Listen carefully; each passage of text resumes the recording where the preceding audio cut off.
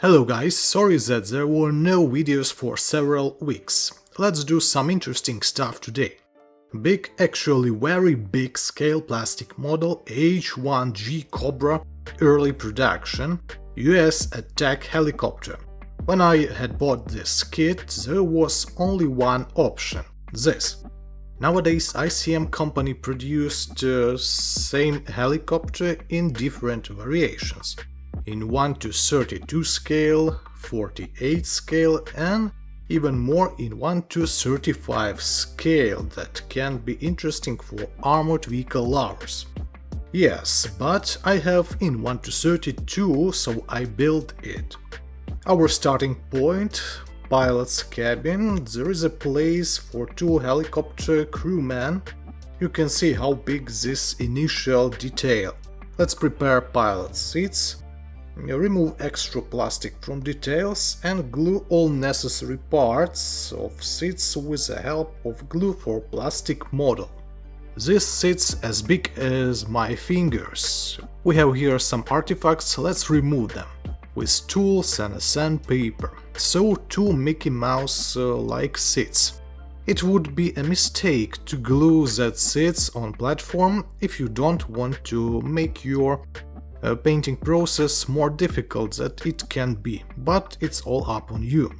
Smaller details, install all of them. You can see I don't use here any photo etched metallic details or 3D decals upgrade sets. They are available for this kit, I guess, but I don't have them, so this build would be without any of such accessories. Controlling panels, there are two of them for each pilot. Decals would be located here and I will put them a little bit later in this video. Let's deploy fuselage parts, they are massive, and to add to them some of other interior details, imitators of meshes on the sides of the helicopter and one more detail in upper section. What we can do next is to connect helicopter's tail to the main part, so it became even bigger. Rivets looks very good on this model, at least at places where they are represented. Yeah, good connection. Before two big fuselage parts will be connected together, instruction tells us to install rear propeller. I used here thick glue for saving this mechanism in working condition. Also, there are some additional interior parts that are available in this model. It's not engine parts, but transmission and rotor elements. This stuff makes this model more kinda unique, but any model unique by itself. I assembled details in groups and added to them some upgrades of my own, fixers and wiring. If we put together this three group of details, we achieve such a view. By the way, there is an option which side you will show of this compartment. I mean, you can open a hood from both sides of the helicopter. Let's return to our cabin and to pilot seats. Because of absence of upgrade parts in my usage, I made seat belts from flexible modeling tape. I think it has 2mm width and some metallic additional parts. So this seat belt looks not so bad, I think. Time for painting works. All details handled on toothpicks for more convenient painting process. And what's interesting, there exists special painting set with acrylics for this Cobra from ICM, but you can use any other paints of your own taste. But as a primer I choose Vallejo's acrylic yellow primer. For base layer I make a mix of grey and blue-grey colors to achieve something like light blue-greyish tone. Blue color not included in a painting set, and this is a disadvantage of those sets. Because there is only a few most needed colors for this model, but that would be enough for simple painting. Okay, here we have initial base color, and I protect it with a layer of varnish coat. Add painting masks around panels that have to be painted in black. Details of the transmission section was painted with a ochre tone. So here we are. All main details that belongs to interior of this helicopter are painted with the help of airbrush, and now I can move further and paint some smaller details here. Pretty in-box details from this kit.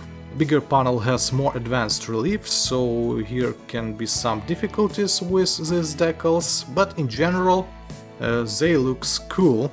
With a teeny brush I paint small buttons and tumblers on our panels. Everything looks pretty cool, well, as for me. One more detail that can be produced and assembled and that absent in this kit is a first aid kit. Small packs that can be crafted, for example, from epoxy. Maybe I will do it later. Our seats, here they are, and a transmission set. Such a view we received. Okay, moving further to next steps. In this build, I tried to connect fuselage parts and discovered that these bulkheads needed to be sanded a little bit if we want to avoid some gaps on the upper section of our helicopter. And one more cool thing, that you can install whole cabin when fuselage became a monolith part. It's very convenient. What I can recommend to you is a step-by-step connection of this huge fuselage from top to rear section and then to front part of it.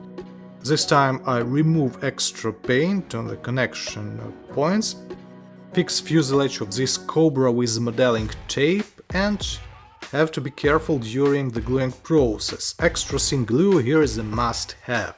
And let's check today's result. Very good result as for me. Mostly in-box assembling with some crafted adds from myself. If we talk about this kit in general, on one hand, assembling is easy, details are big and everything fits good here. From other hand, this model has some painting issues like interior models have. So additional attention and patience is needed here during the painting process, especially when you reach the glasses. Small gaps exists. Here, for example, I will fix it with the putty for plastic models. Next steps will be dedicated to exterior parts of this helicopter, wings, armament, glasses, main propeller and so on. What can I say about this kit? It's cool, it's interesting, it's big. I don't know how cool the similar Cobras in 1:38 scale and newer 1:35 scale. I think that models rescaled from this initial kit, and so by this logic they have to be good too, or maybe even better, I don't know. That's all guys for today. Next week I hope we will continue this build. So good luck to you and bye.